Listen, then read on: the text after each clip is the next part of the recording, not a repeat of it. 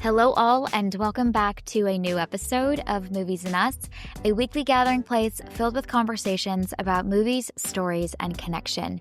My name is Jennifer Hahn. And I'm Sarah Callan. And today we are going to be reviewing the film Nickel Boys. Okay, Sarah, start us off with an IMDb summary for Nickel Boys. Based on the Pulitzer Prize-winning novel by Colson Whitehead, Nickel Boys chronicles the powerful friendship between two young African-American men navigating the harrowing trials of reform school together in Florida. Okay. Let's start off in Movies and Us tradition with our one-sentence summaries for Nickel Boys. Sarah, what is yours? Mine is, racism is deadly. Yes.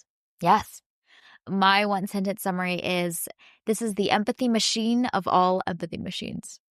Oh, yes. Oh my gosh. Yes. Yeah, that camera work is pretty genius, which I'm excited to talk about with you. I think that it adds so much to this film.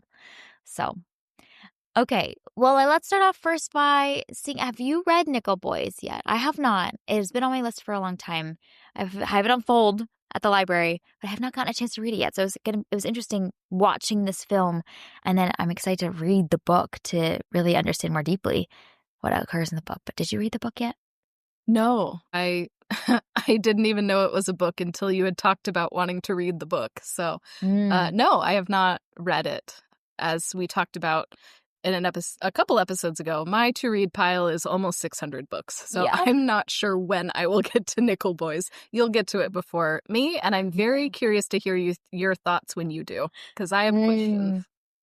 Yeah, I think especially watching this film, too, I kept kind of one of the running threads in my mind was imagining and kind of thinking about what the novel's depiction or way that certain scenes were portrayed. And also, like, what else is in the novel that didn't make it into the movie because there's only limited time. So that'll be fascinating to be able to explore.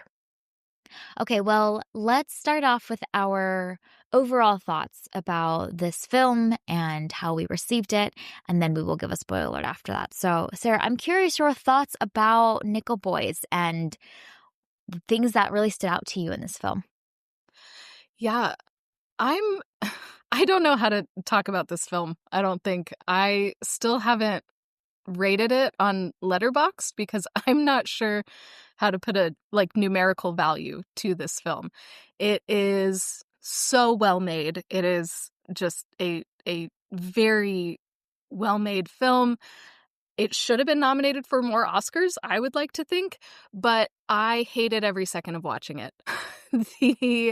The camera choice took me completely out of the film and really just I struggled with it the entire time, and it kind of distracted me from the film. So then when the camera would change, then I would become even more confused, and that's why I'm interested in the book, and if the book changes perspectives or does interesting thing in the writing style, and then the film was trying to mirror some of that with the camera. I was just the camera just took me completely out of the story, but it's so good. And so I struggle with it because it's a very good film, but I really struggled to connect with it. And so there's this dissonance within me about how to talk about Nickel Boys, because those two things coexist within me about this film. Okay, yeah, that was one of my big questions for you, is how the camera worked for you or didn't, because I was reading a lot of reviews afterwards that talked about that same thing. Some people loved this film, but that camera work was distracting for them and kind of their experience of the film. I think I fall on the other side of the camp, which is that the camera work was really interesting and intriguing for me, especially when it was very much in the POV camera angle and getting to see the way that the camera would move, particularly when the camera would look down and look around, and the things that I would notice was it was a fascinating way to experience this film that I think really changes how it's received.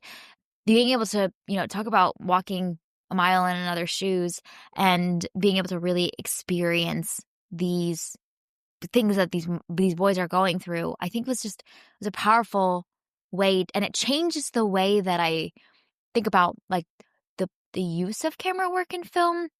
There's just so many directions that my brain was running in, thinking about how this breaks so many of the conventions of what we typically see in film and the way that changes the experience of receiving this film. I particularly think that the opening helped me a lot in getting there. The long sequence of incredibly poetic but close-up shots of these very distinct moments or textures or little details around the environment of some of these boys, the hands of his grandmother, things like that were kind of cut together in this almost dreamlike, memory-like sequence. I think that was, I think, important for the rest of the camera work to work for me in this film. I think had we just started off from the very beginning from this approach, it would have been a different experience. Mhm. Yeah, yeah. I definitely get that, and I think for me the hardest part is that it wasn't consistent throughout. Like, I immediately was like, "Oh, this." I didn't love the POV camera from the start, but I was like, "Okay, I will get used to this. This is okay. We are acclimating." And then it would change. And I'd be like, wait a second. I just got used to this other thing and now you changed it. And I struggled to find a reason why it changed. And so I would try and like, okay, that's why I'm curious about the book is does it switch, is it written in first person? Does it switch narrators or something? Like that was the only way that my brain could try and like make sense of those those changes throughout the film. But yeah, for me, and I was just a very, very aware of how I watch films. And like we've talked about this before, but the first time I watch a film, I'm I do it backwards. I focused on all the technical aspects and I'm paying attention to the camera work and all of these other things. I don't I usually am not like emotionally invested the first time I watch a film because I'm so focused on the technical aspects of it. And so I think because of that's just the way my brain is wired in a weird way. And so because I was so focused on that, it really took me out of everything. And I struggled to engage uh, just because of that one creative choice. And I like it. I see what it was trying to do. I get the point, and I think it's done well. It provided a barrier for me rather than this like entry into Elwood's world. Yeah, I see, I see. So I wonder if it would have been ironically more effective had they just stayed from different POV shots and angles for a longer period of time with one character and not cut back and forth so much. Because I think one of the things that I think worked well for me is seeing the same conversations played out from the two different angles. It's very much similar to The Last Duel. And one of the things that I loved about The Last Duel to see how the other side that we only heard the voice of was actually facial expressions, voices, glances are so different from what we thought that they were experiencing. And there was that lunch conversation or breakfast conversation scene about the oatmeal that I think did a great job of this. But I can see how in some of the later sequences they do cut between POV angle and then non-POV angle. And then the other thing that's interesting too is that they would also have the camera almost from the POV angle but behind the head of the person that we were following. And so we were almost like experiencing everything that they were experiencing, but from like right behind them, like a foot behind them. And so I could see how the constant changing angle and with the velocity that they change angles, especially in some of the sequences, could be kind of a lot to have to cognitively absorb. And I think that uh, lunch conversation is a really good example of how that was effective because you're right. I thought that was really interesting to see the other side of the conversation. But yeah, I think it was just the frequency and some of like the inconsistencies around the switches that I don't know, it just really messed with me. And that just might be a me problem, but I I really applaud the effort though, and I'm really glad that this film exists in this way. Like you mentioned, it does push the boundaries of cinematography, and this looks different and feels different, and it's bold and it's creative, and I love that. I just didn't connect with it. So I don't know, it's one of those, like, difficult films that I would recommend that more people seek out, because it's a very hard film to watch. It is a difficult subject to get through, but it's also a very, very good film. Mm, I just struggled yeah. to connect with it. It's so Yeah. weird. I don't know. I don't know what to do with this film other than say, "Everybody go watch it." Yeah, well, a lot of other people you're in good company. Put it this way. I think that there's quite a number of people that felt the same way around the distraction of the camera work, but I'm glad that it didn't take away fully from the fullness of the rest of the experience as well, and some of the ways that the film is choosing so specifically to show these moments and scenes that were incredibly powerful. So, yeah, it's a thing that they tried, and like you mentioned, they went for it. They boldly tried something new, and that's really exciting to see, and kind of breaking the boundaries of what we've often seen in film, and playing with the rules of the established ways of showcasing things is really, really fun and interesting, and will pave the way for whoever attempts to continue to refine and attempt that too. Mhm. Yes, more of this, please. Like, more creative filmmaking, more creative cinematography, and the Academy, you need to reward this stuff. Like, this is innovative and interesting and is pushing the boundaries, and those are good things that we want to celebrate and reward. Like, we don't just need the same thing that has always been done. And so I'm glad that this has gotten some good critical recognition, and man, I hope this does pave the way for more creativity like this in how these types of stories are told. Yeah, absolutely, absolutely. Okay, let's give a spoiler if you haven't watched Nickel Boys. We can't recommend it enough. This is an important film, an incredibly meaningful film, and we think, like Sarah said, everybody should go watch it. So let's dive in fully. So, are there certain scenes or moments that were particularly noteworthy to you that you wanted to make sure that we got a chance to talk about? I mean, I want to shout out Ingenue Ellis Taylor. She is tremendous in everything, and she is unsurprisingly just great in this film as well. And you see her at different points in the story, and she brings such rich and complex emotion to all of these interactions, and she is just such a beautiful and powerful presence on screen, and she adds so much to this film. So just shout out to her. She is a phenomenal actress, and she absolutely brings it in this film as well.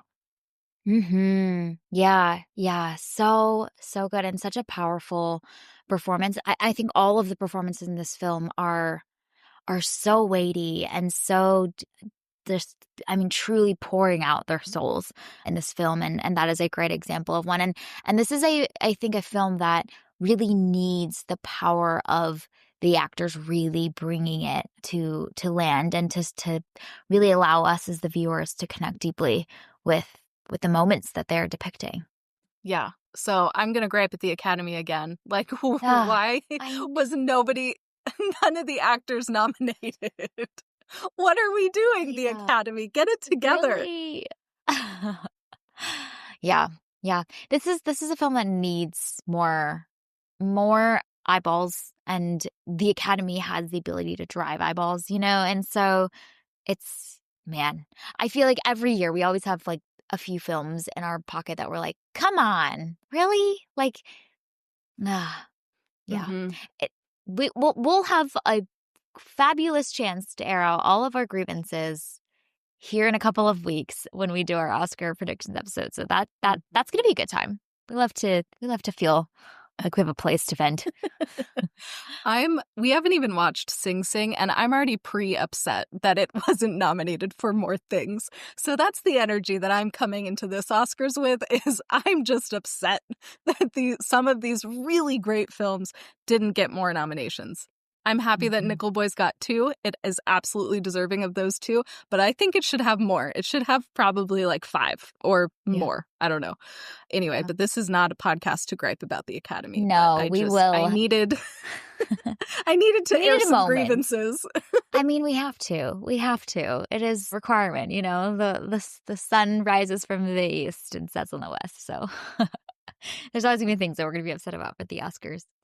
So, one of the things that I think is a clear through line throughout this film and is one of those things that I'm very curious I'm sure is baked into the novel as well, but seems to be really brought out and maybe allowed a lot of screen time for in this film is the theme around Elwood in multiple conversations with Turner throughout, especially the middle section, his faith in or hope in, maybe faith is too strong of a word, but hope in the legal system to intervene and to do right. I think that that is so interesting that so many moments and scenes that we get in conversations between the two of them are surrounding that topic. And obviously we see by the end of the film the way that the hope in the legal system, the way the legal system doesn't come through at all. The whole system doesn't come through at all. But I thought that that was a really poignant theme to draw out and to ensure is emphasized as much as it is throughout this film. And it works well because is a source of initial disagreement and a lack of alignment between the two of them. So it makes for us to really get to know these characters and how they're wired and kind of the cynicism of Turner at the beginning of the film and kind of the hopefulness of Elwood. But then as the film progresses, like we know as the viewers, like this is not going to end well. Like the system is not going to show up for these boys in the way that they need to. But we are forced to go on that whole journey and that trajectory to see that really play out. And so I love how much this film emphasizes that because it feels like such a direct commentary and shedding light on the ways that our legal system still fails and as still is corrupt. And so I appreciate how much it's in this film because it could be one of the many themes that's explored, but it really feels like front and center in this film. Yeah, and I love that the film starts with, Elwood being passionate about the civil rights movement and wanting to get involved and like wanting to help like bail people out who are causing good trouble and like all of these things and he has taken this position as an activist and he wants to change the system, but he wants to do it, quote unquote, the right way, and all of this. And then he's unjustly put in this absolutely horrific situation. And yet he's still clinging to all of that idealism. And then obviously Turner is the perfect foil to Elwood. And it's really fascinating to see these two kind of bump up against each other because their worldviews are so different, even though they've landed in the exact same situation. And I think that that is a really just interesting choice for these two characters to be on absolute polar opposites. And I do think that they learn from each other throughout and they influence each other throughout. Maybe not as much as they would have liked to, but it's really interesting to watch these two basically opposing ideologies come clashing into each other as they are just trying to survive this absolutely horrific experience.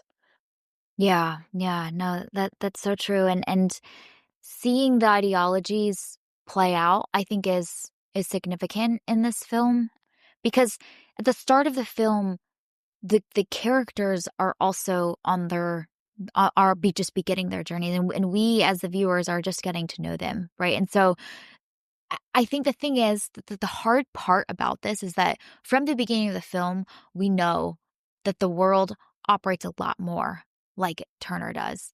And yet it is the Elwoods of the world that are willing to stand up and have the boldness and the courage to stand up to the system and fight the system that are able to usher in growth and development and reform and redemption in the ways that we need. And so it's so intentional to see the way that there's intercutting throughout the film with thing moments and figures like Martin Luther King, who was someone who advocated and believed in better. And so that cynicism versus hopefulness and ideals of fighting for something better and bigger. I think this film does a great job showcasing both the costs, but also the beauty of both sides, you know? And so I think that that's a fascinating aspect of this film as well, is very intentionally noticing and thinking about all of the intercut, like news footage and things like that throughout the film is really, really fascinating. And I love that all of those pieces help center this. Like, this isn't just some made up story, but these things actually happened.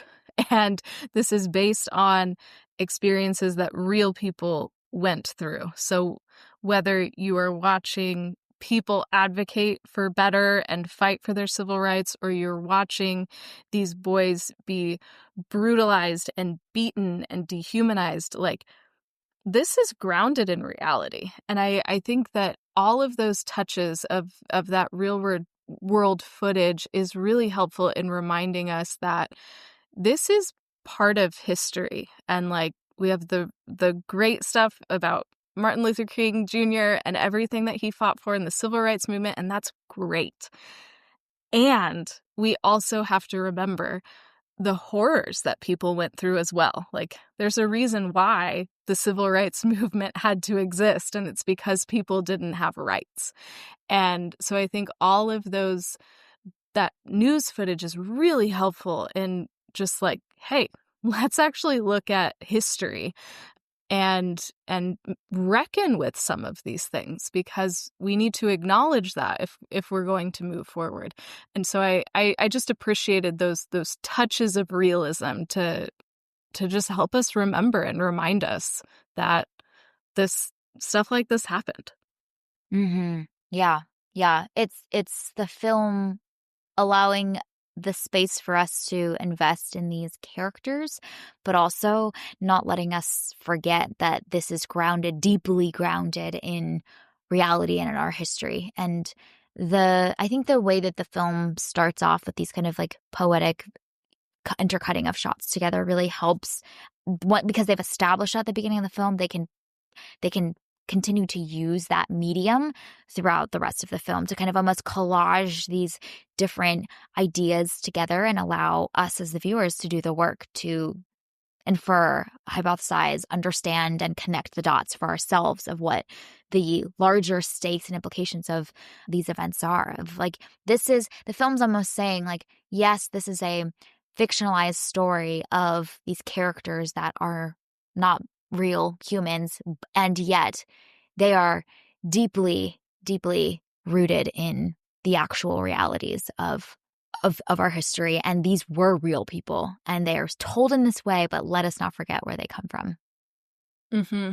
Yeah. And I think that that's so powerful, especially like, I don't know, we've reviewed a lot of biopics lately, and I feel like this shows how you can tell the truth about a subject and shine a light on history and things that have happened without it needing to be a biopic, you know? And obviously there's a place for biopics, but I loved that this is so rooted and grounded in what happened, and you can feel that, you can sense that. Like, you might not know the names of the residential schools or the names of the people who suffered and died in these places, but this actually happened. And Mhm. I love that this movie is shining a light on that and like bearing witness to what happened to these young men and the tragedy of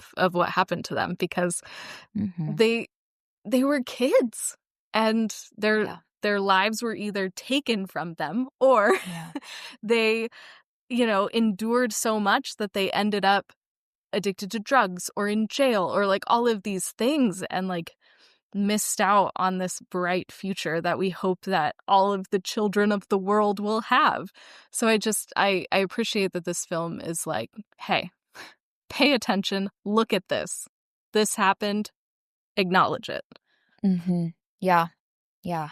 No, absolutely. I think one of the choices of news footage that was constantly intercut throughout this film, which I found so interesting, was the news clips of the space race and all these like shots of the spaceships and the announcers that are talking about the space race. And I understand that there's a lot of like political implications of the space race that were important to the country at the time. So not to discount that, but it felt like so jarring to think about and imagine that right next to these horrifying stories of what these boys are going through, and like the way that our attention and our focus and our energy and resources and care as a country was focused so heavily on this big splashy thing that was important politically for us. And yet within our own country, there were so many people that were suffering. Just felt like such a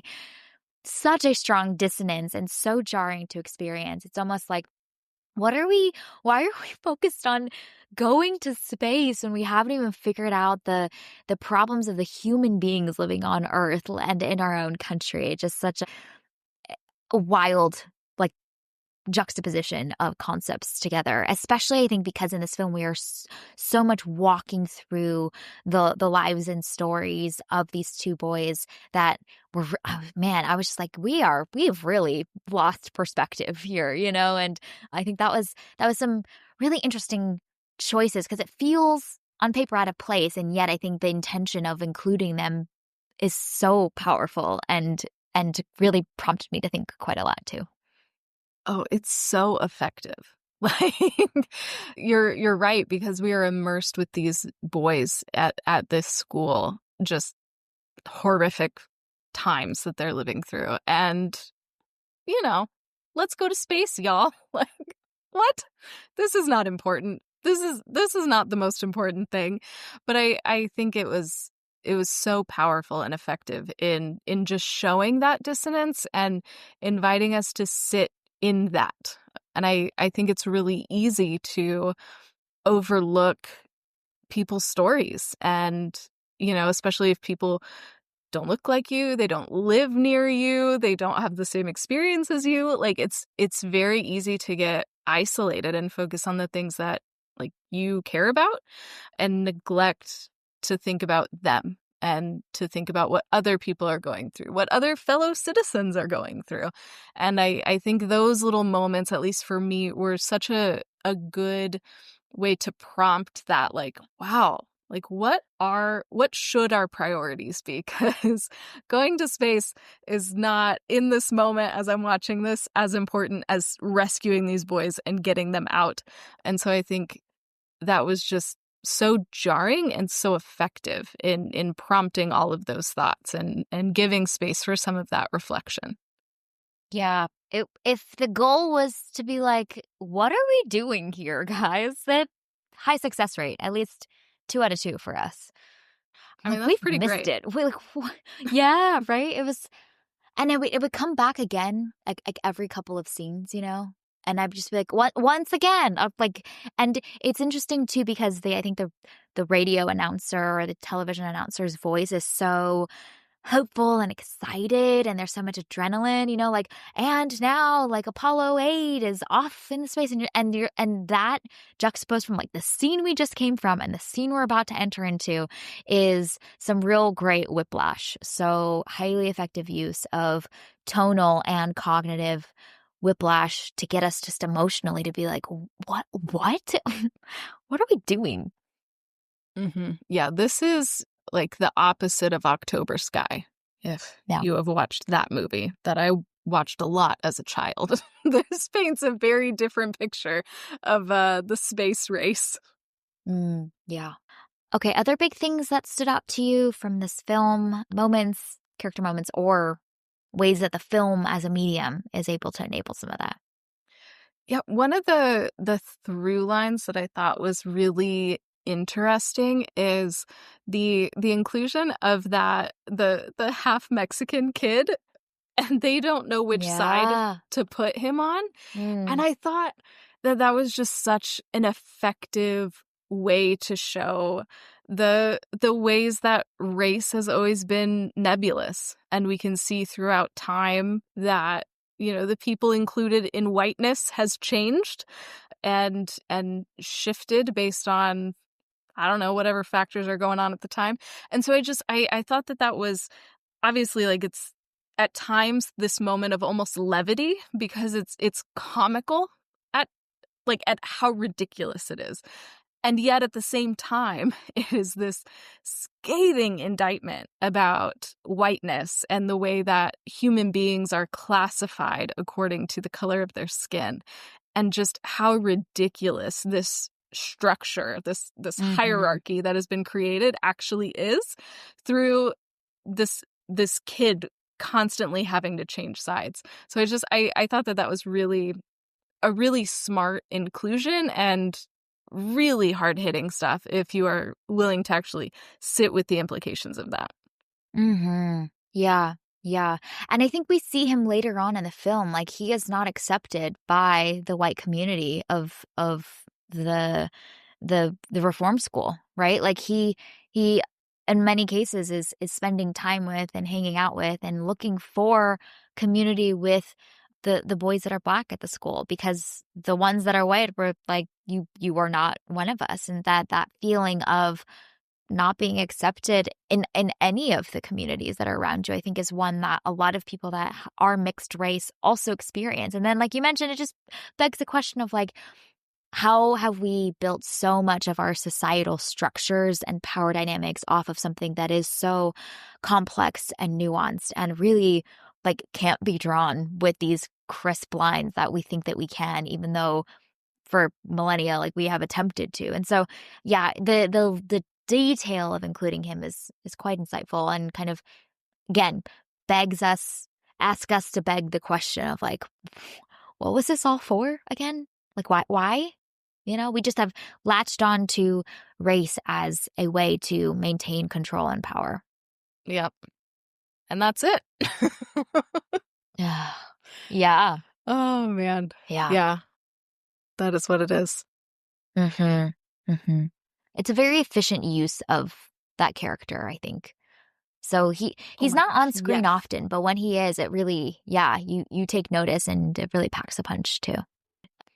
One of the other details and moments in this film that I thought was really impactful and really made me think a lot is hearing Elwood's grandmother talk about her father and things that her father has said around like act out of your station and you will pay and how much her family has paid. And I think the film actually starts with that whole sequence.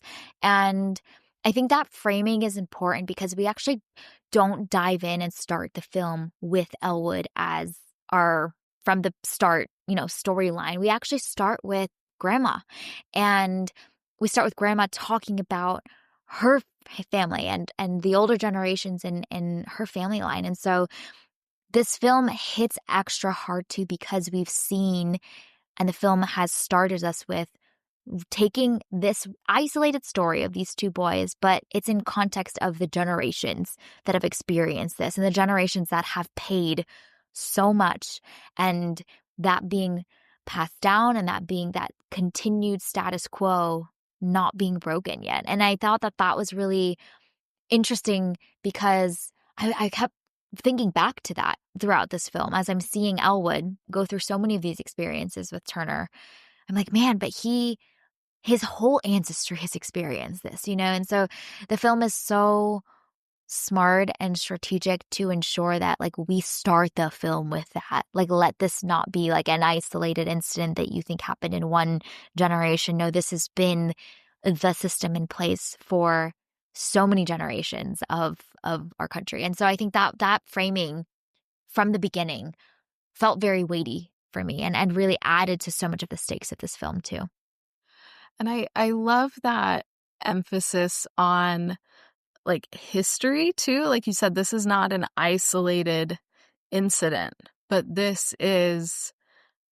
decades, centuries in the making, and the way that Black people and other minorities, people of color, have been forced to adapt to survive this ridiculous hierarchy of race that we have constructed, and the way that this is passed through the generations, and you know the how the elders worked through it, and what they did to support their family and make sure that their family could get to this point. And then Elwood is excited and ready to continue that journey forward and make the world a better place. But he's not just doing this on his own. He is connected with others who are also advocating, and he's building on the foundation that the generations before him had gone through. And so I like that this film is so connected to that history, and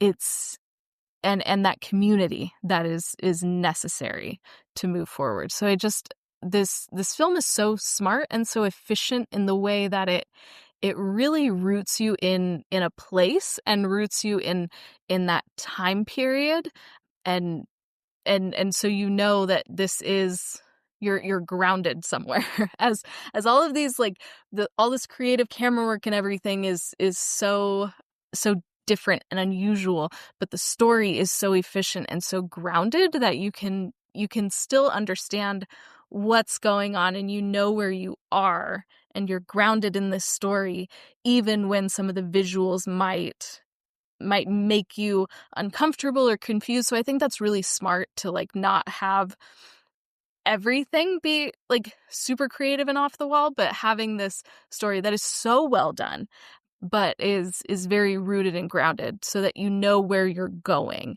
And so you can, I mean, I struggle to stay engaged, but so that you can know where the story is going and you can know where these characters are going, even if you are a little bit confused by some of the camera choices. So I thought that was a really smart, intentional pairing with those two technical aspects of this film.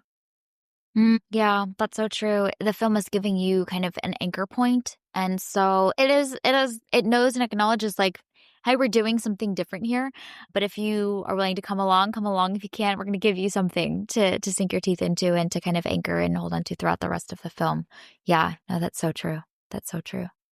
I think it's also notable too that the film, like, from a like emotional beats and story points perspective, the film spends a good amount of time at the beginning showcasing the relationship between Elwood and his grandmother, but also Elwood's excitement for getting to go to college.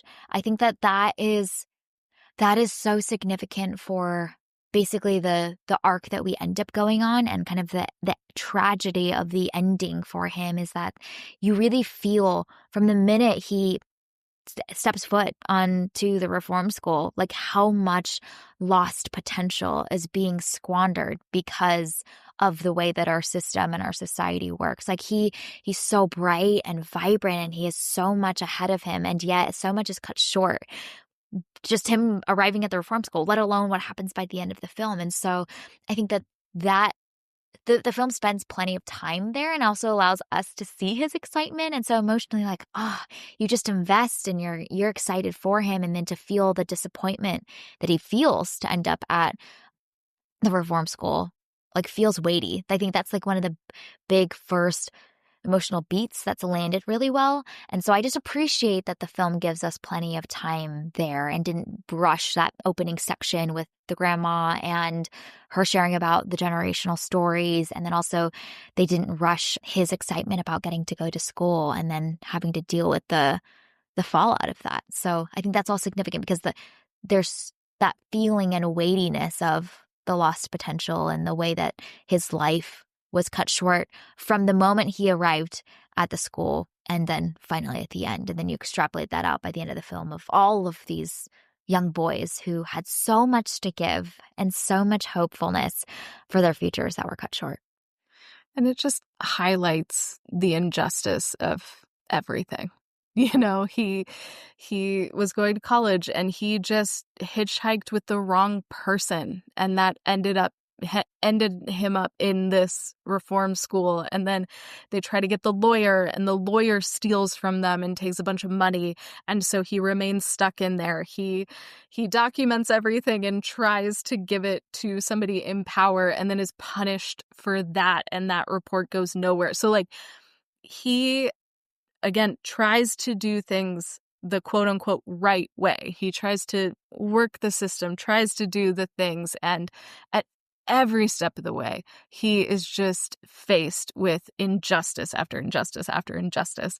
And it becomes more tragic and more heartbreaking throughout the film. And I think you're right that grounding in the Elwood of the before times is so vital in us understanding him and walking through this really just tragic journey with him. The film definitely takes us on a whole journey, and really the ending is horrifying. But I think I was reflecting on as well after the film ended that the film chooses to end with the footage of the news breaking about the graves and older adult Turner, who is now living under the name of Elwood, being able to go and testify. And I think that is so important because this film is so emotional and it is such a painful watch. But the film gives us at the end just a crumb, a sliver of there is redemption that is being had here, that which is now being exposed. And I think that allows us to enter out of the film and really have the space to reckon with it and to engage with it instead of being incredibly overwhelmed by it and kind of like having to sit for so long in the effects of it. I think that sliver of hopefulness, that tiny bit that we get at the end, and it does, I mean, the whole thing is still so deeply emotional, but I think it allows us to really engage deeply and then also ask for our current lives now that we are adults in our older time and in this generation, like what will we choose to redeem? I think it allows for us to move in a positive direction instead of the film just leaving us in a really deeply emotional state. It kind of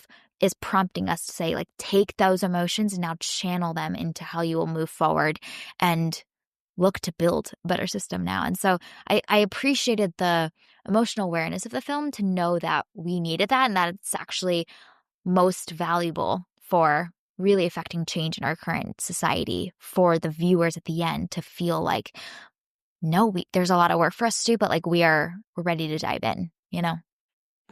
And it's an appropriate level of hope too. You know, I feel like sometimes a movie will want to have a hopeful ending and it almost feels like cheesy or like too sickly sweet for the material, but this feels so appropriate, and it also feels appropriate for this character as well, because we see adult Turner slash Elwood a few times throughout this, and we get to see how he's grappling with his life and the residual effects from his time at this school. And so it's also, I think, a moment of growth for him too, as we've watched him reflecting on these things, and he runs into somebody else who was at the school and all of that. And so Mm. this feels like, yes, a moment of hope for us at the audience, but it feels like, wow, he is doing this really courageous thing and he's doing what Elwood would do too. So it feels like honoring to Elwood, it feels like growth for Turner, and it's this nice like bright spot for us as the audience that's like appropriately bright. So it's just all around such an effective way to end this film. Yeah, no, that's so good. I love your point around like his courage in going back to that place of such trauma is out of a desire to honor Elwood's legacy. And because we've seen Elwood's courage throughout the film, time and time again, his willingness to do the hard thing and stand up and be bold, that is that is Turner's way to live out Elwood's legacy, and kind of the beauty of that is really on full display. And you're right, it's this really mixed combination of, it's like calling it like a hopeful ending is almost giving it like painting it in the wrong light. It's more like there is a sense of wrong that has been righted in the smallest of ways by purely even exposing it, which is just says a lot about like the state that we were in before that those graves were even found, and that alone allowing for us to move in a better direction and like to shed light on this is the hope, is that just that people even know about it. You know what I mean? Like, and I think that's such a testament and indicative to like how lost and how buried so much of our history was before that point, that even just exposing this feels significant and weighty for us and feels like a sliver of redemption. Yeah, and like the start of maybe even some healing too.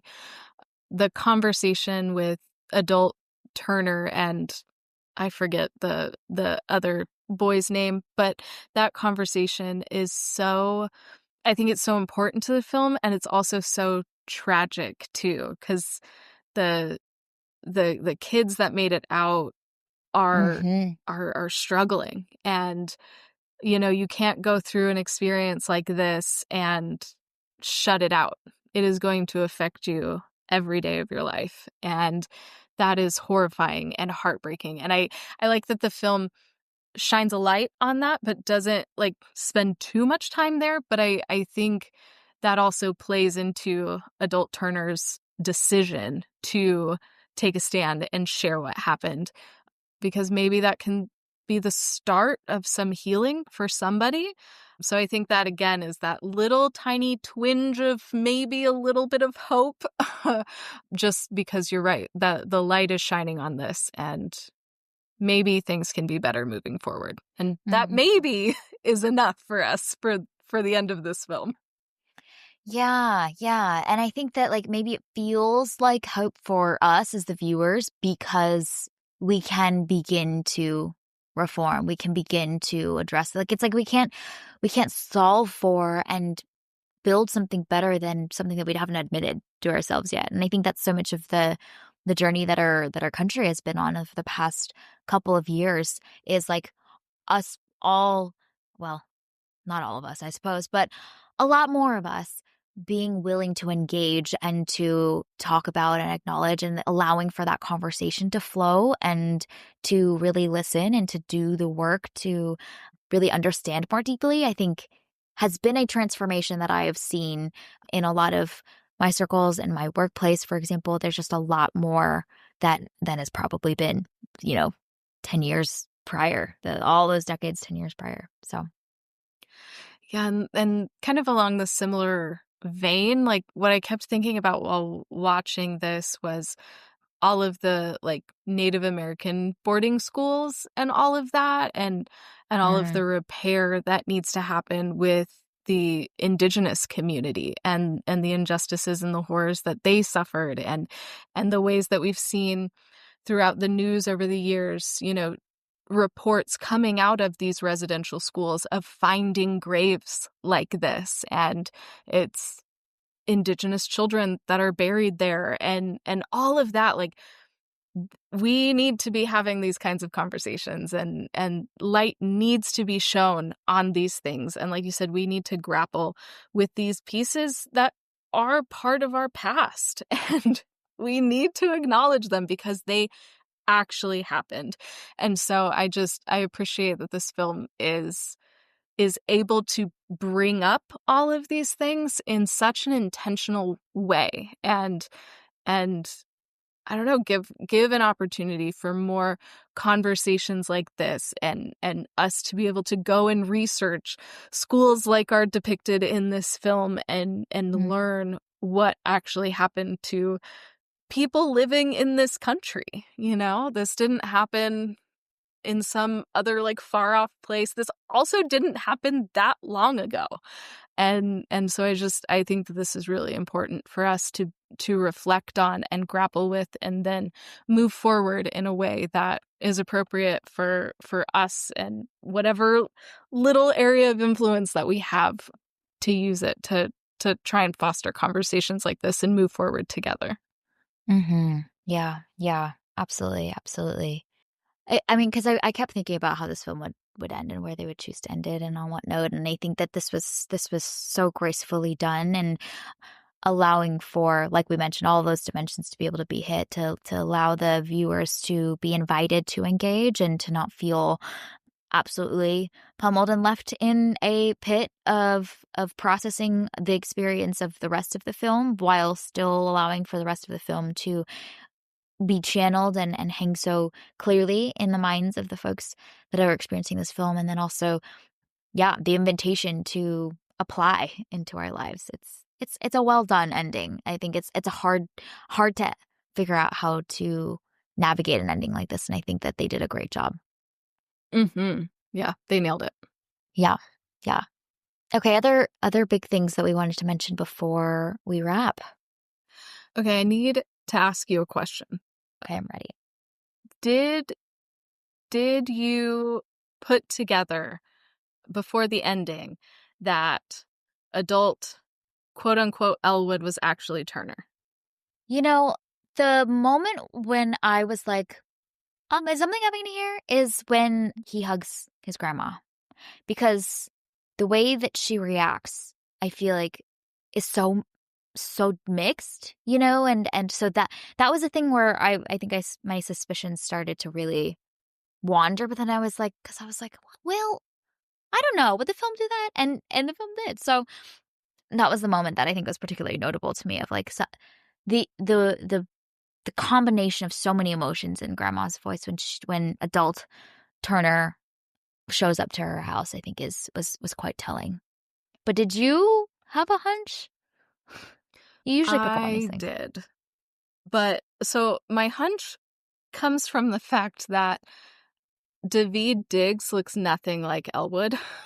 Mm, That was so initially I was like, okay, what's going on here? Either this is the worst casting choice that you can possibly make, or this is actually adult Turner, because Daveed Diggs and Brandon Wilson, who plays Turner, I was like, okay, I can see that similarity. So that was mhm. what initially made my brain go there, is simply the casting choice. And I was like, either y'all really messed this up, but this movie is too good to have messed that up. So then I was like, oh, this is actually Turner, who's just going by Elwood for some reason. So that's where my mind was going while watching Yeah. this film. I Yeah. was trying to Yeah. solve the mystery of the casting choice. Yeah. That's a good one. Actually, that's a good detail. Yeah. You're like, surely the casting director no, like has the intentionality of this film is so on point that surely they would have missed that detail. It's got to mean Mm-hmm. something. Yep. Yeah. So that Nice. was my puzzling. Your That was where we detective got to. work has yielded great things. I don't know why I always have to be a detective while I'm watching movies. Like, it's not a mystery. You don't need to be solving a puzzle. And yet, And yes, everything we is a must be, mystery of and everything course. is a puzzle for me. Yeah, yeah. Cool. Okay.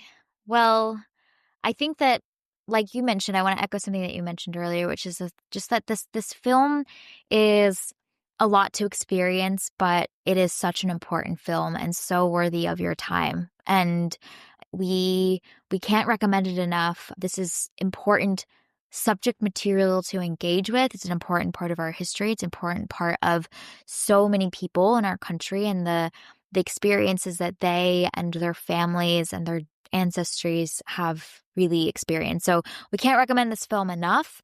And we humbly come here on the pod to just talk about and really get to unpack it. So we are grateful to get to have been our part of the conversation, which we don't feel like we deserve, but we have to celebrate and shed light on the things that are great. And so this is us celebrating this film.